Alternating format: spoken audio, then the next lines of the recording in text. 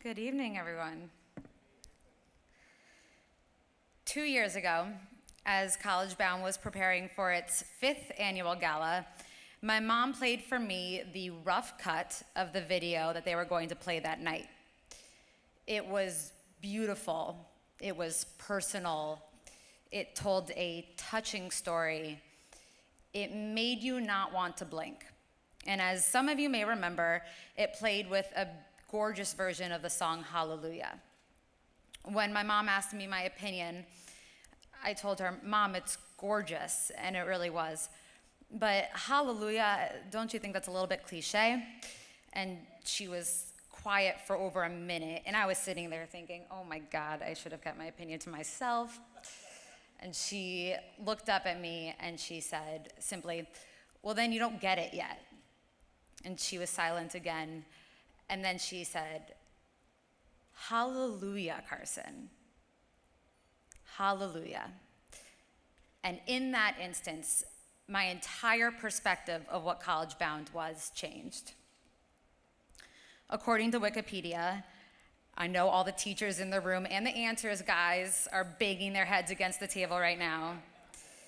Hallelujah is used informally as an expression for when a thing that is hoped or waited for has happened.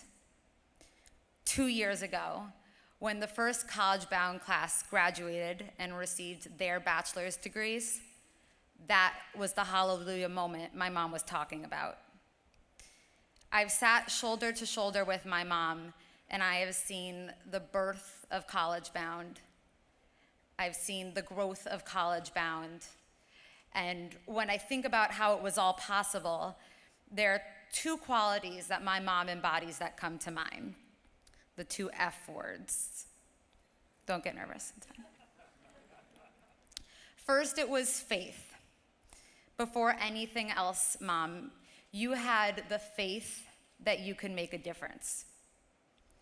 I've seen the power of your faith, and for something to be successful, you have to be the biggest believer in it. I've seen you believe, Mom. I've seen you believe in kids that grew up in less than ideal homes and students who weren't equipped with the resources to succeed. Your faith is so powerful. And I look out into the audience tonight and I see just how contagious unbridled faith can be. Secondly, it's all about family and the belief that family doesn't necessarily begin nor end with bloodlines.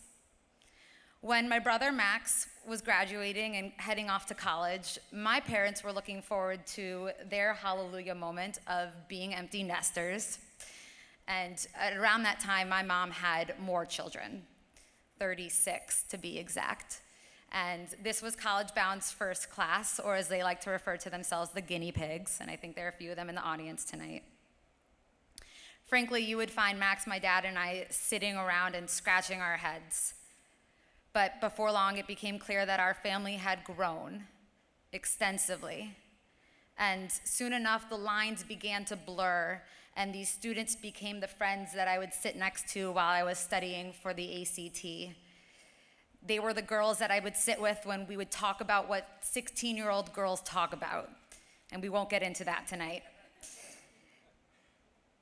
And just like later tonight, they are the people that I will share a dance floor with and have shared dance floors with for many years.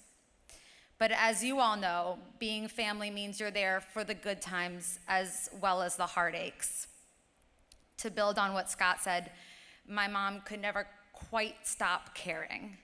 She never really would set down her cell phone, and she never truly could relax. An average week would mean an emergency visit to the hospital at midnight, or showing up at the police station to help out a good kid who was just stuck in a bad situation. There were countless hugs and comforting talks, all for these quality men and women who are just trying to stay on track. So let me wrap up, Mom. I'm offering you right now a public apology in front of almost 600 people for the novel I wrote when I was 6 years old.